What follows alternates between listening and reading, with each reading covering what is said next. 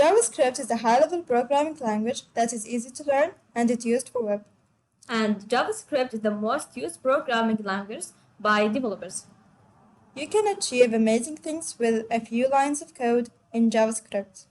But what is really JavaScript is?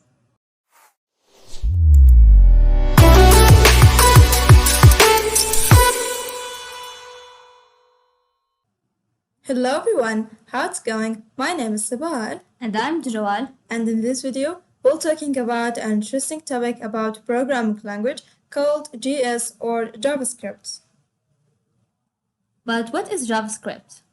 So, JavaScript scripting language that enables you to create dynamical updating content, control multimedia, or animate images. But what is JavaScript used for? Creating web and mobile apps, building web server and development server applications, and game development. If you write a project in JS and you want to run your project, have you wondered how does the code execute? Every computer has a JavaScript engine, which is simply a computer program that executes JavaScript code. There's a lot of steps involved doing that, but essentially executing JavaScript code is what an engine does. Examples of JS engine are Chakra, SpiderMonkey, and V8.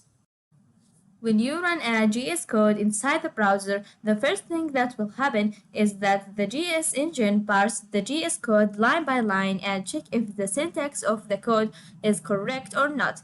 If you have an error in your code, then JS engine will stop passing immediately and it will throw the error, and the error can be seen in the developer console. However, if everything fine, then the JS engine will convert the JS code into machine code to make the computer understand your code. Once the JS code is converted into machine code, the JS engine will run the code and it will give us the result. This is high level of what happens behind the scenes when you run JS code in the browser. But what is the difference between JS and ECMAScript?